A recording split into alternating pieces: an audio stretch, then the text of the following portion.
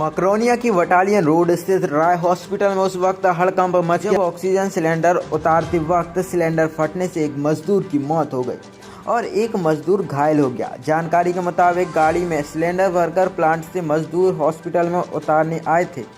इसी दौरान मजदूर रूपेंद्र कोरी ने सिलेंडर को नीचे उतारा और सिलेंडर में धमाका हो गया। हादसे में रूपेंद्र की मौके पर ही दर्दनाक मौत हो गई, वहीं उसका साथी जितेंद्र घायल हो गया जिसका इलाज चल रहा है। मामले की जानकारी लगते ही मकरोनिया पुलिस सहित विभाग के आला अधिकारी मौके पर पहुंचे और मामले को जांच में लिया। घटना कैसे हुई फिलहाल यह जांच का विषय है। हाँ। ये एक घटना हुई है, किसकी लापरवाही मानते हैं? गौरी गैस एजेंसी जो ऑक्सीजन सिलेंडर हमें प्रदान करती है, लगभग 4 बजे उनकी गाड़ी अस्पताल प्रांगण में आई होगी और उन्होंने अपने सिलेंडर उतारना शुरू किया। और जब वो सिलेंडर उतार रहे थे गौरी गैस एजेंसी वाले, तो जब 1 या 2 सिलेंडर बचे थे तो आखिरी सिलेंडर जब वो उतार रहे थे तो उनके जो कर्मचारी हैं उसने जो सिलेंडर उतारा, उसने सिलेंडर उतारते समय जो लापरवाही की कि उतारते समय सिलेंडर ज़मीन पर जो पटका उससे वो सिलेंडर फट गया और उसकी सिलेंडर फटने के कारण उसकी मृत्यु भी हो गई। तो गौरी गैस एजेंसी को हमने बुलाया है, उनके मालिक और उनको कि इस तरीके का ये आप कर्मचारी भेजे हैं आपने, ये पूर्णतः प्रशिक्षित नहीं दिख रहे थे, जिसके कारण उन्होंने मरने के बाद फोन लगाया। नहीं, जब उसकी मृत्यु हो गई तो हमने उनको बुलाया कि ये आपने कैसे एम्प्लॉय भेजे जो सिलेंडर ऐसे उतार रहे हैं। कितनों की मृत्यु हुई है, कितने घायल हैं? एक मृत्यु हुई है। क्या नाम है उसका? रूपेंद्र नाम है। और एक व्यक्ति पैर में मामूली रूप से घायल है। क्या नाम है उसका? उसका नाम जितेंद्र है। और जो ड्राइवर था वो मौके पर से तुरंत जैसे ही वो सिलेंडर फटा तो वो वहाँ से भाग खड़ा। ये कब से सप्लाई ले रहे हैं आप ऑक्सीजन की? इससे गौरी एजेंसी से गैस से जो हम सप्लाई ले रहे हैं लगभग हमारा 8 से 10 महीने। कितने सिलेंडर की आपके यहाँ अनुमति है, कितने रख सकते हैं आप? क्या है इसमें नॉर्म्स आप लेते रहे? सिलेंडर जो है वो हमारे पास अभी 50 सिलेंडर हमने उनसे मंगाए थे और हमारा तो खुद का ऑक्सीजन का टैंक है और उससे ही सारे पेशेंटों के पास ऑक्सीजन जाती है। फिर सिलेंडर मंगाने की क्यों आवश्यकता? ये कई बार जो आपातकालीन स्थिति में एम्बुलेंस या ऑक्सीजन से ही पेशेंट को शिफ्ट करना पड़ता है, इसलिए सिलेंडर रखना पड़ते हैं। और मेडिकल ऑक्सीजन की सिलेंडर आयनॉक्स का हमारे पास है। कितनी मात्रा में रख सकते हैं आप? कितने सिलेंडर रख सकते हैं? सिलेंडर की संख्या बेड के ऊपर निर्धारित रहती है। जैसे हमारे पास 150 बेड है, हम 75 से 80 सिलेंडर रख सकते हैं। अस्पताल की जगह पे सर इतनी बड़ी घटना हुई है, सुरक्षा के हिसाब से क्या व्यवस्थाएं थी? अस्पताल के हिसाब से हमारे पास जो अग्निशामक यंत्र हैं वो पर्याप्त रूप से उपलब्ध हैं। और सबसे महत्वपूर्ण चीज़ जो है कि सिलेंडर को ऐसे खुले स्थान पर रखना चाहिए कि अगर कभी भी ऐसी घटना होती है तो ज़्यादा नुकसान या ज़्यादा मानव क्षति ना हो।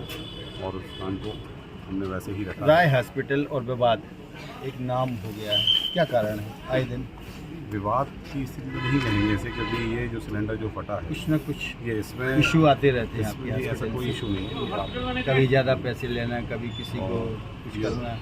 जो ऑक्सीजन का सिलेंडर फटा है वो उसमें हमारा कोई इन्वॉल्वमेंट है ही नहीं। आप कुल मिला के ये कह रहे हैं कि गैस कंपनी की ही लापरवाही या उनके कर्मचारियों की लापरवाही है? गैस कंपनी और उनके कर्मचारियों की लापरवाही, क्योंकि उसमें वो जब हमें सिलेंडर की डिलीवरी देते हैं तो हम उनको देखते हैं। सर ये बताइए, सुरक्षा की दृष्टि से आप बात कर रहे हैं, खुले में आपके सिलेंडर रखे हुए हैं, यहाँ से पब्लिक भी घूमती है, यहाँ पे पार्किंग भी है और कैंटीन बाजू में है, कैंटीन की कितनी सुरक्षा आप बाजू में आपके बेड लगे हुए हैं? पार्किंग पीछे नहीं है और नहीं, पार्किंग बेड लगे हुए हैं। बेड ऊपर लगे हैं भैया, बिल्कुल वाइड अलग बेड ऊपर हैं। बेड ऑक्सीजन के नहीं पास सर, जहाँ पर आपके सिलेंडर रखे हुए हैं वहाँ पर कैंटीन संचालित है आप? कैंटीन बीच में ऑक्सीजन रूम है भैया, जिसके गैस सप्लाई होती है और उसके बाजू में कैंटीन है। मतलब 3 दीवारों के बाद वहाँ कैंटीन है, कैंटीन बाजू में नहीं है। बीच में ऑक्सीजन कंट्रोल रूम है और उसके बाद कैंटीन। क्या नाम है आपका?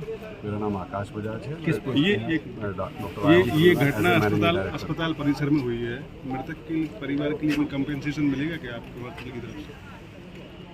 ये अभी हमारी चर्चा चल रही है और हम इसमें शीघ्र ही हम आपको जानकारी देंगे कि हम अभी आगे क्या करें। घटना हुई है, कितने इंजर्ड हैं, कितनी की डेथ हो गई?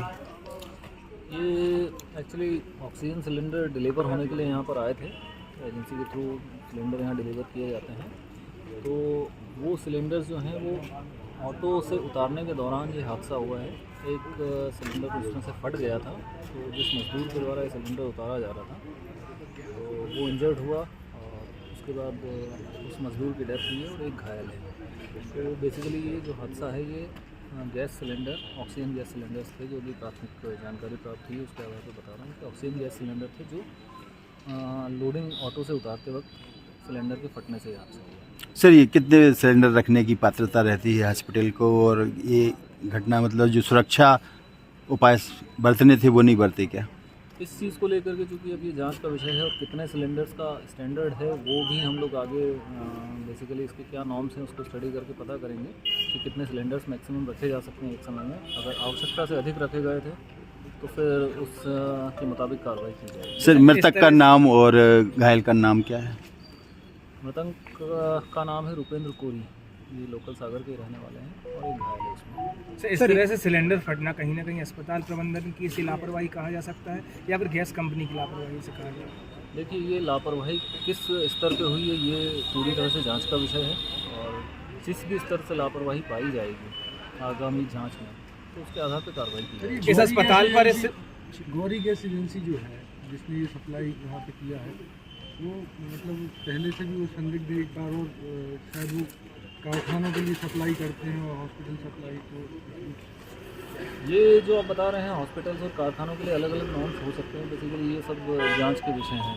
अगर अलग अलग नॉर्म्स हैं, हॉस्पिटल के नॉर्म्स के हिसाब से उन्होंने सप्लाई यहाँ नहीं किया है तो निश्चित रूप से उनके खिलाफ कार्रवाई। सर, कोरोना काल के समय कुछ एजेंसियों पर छापामार कार्रवाई भी की गई थी ऑक्सीजन सिलेंडर को लेकर, फिर दावा भी किया गया था कई एजेंसियों पर कि इनकी जांच होगी। कितनी एजेंसियां यहाँ पे अभी जांच के दायरे में हैं और कितनी एजेंसी ऐसी हैं जिनकी जांच हो चुकी है? ये जांच के संबंध में मैं अभी बहुत अवेयर नहीं हूँ, लेकिन चूँकि आप लोगों ने ये पॉइंट रेज़ किया है तो इन एजेंसीज़ की जांच हुई है नहीं हुई है उसके हिसाब से आगे भी हम लोग कोशिश करेंगे कि सभी एजेंसीज़ की जांच हो, समय समय पे जांच होती रहे और उससे प्रशासन इस घटना के बाद कितना गंभीर लेगा इसमें?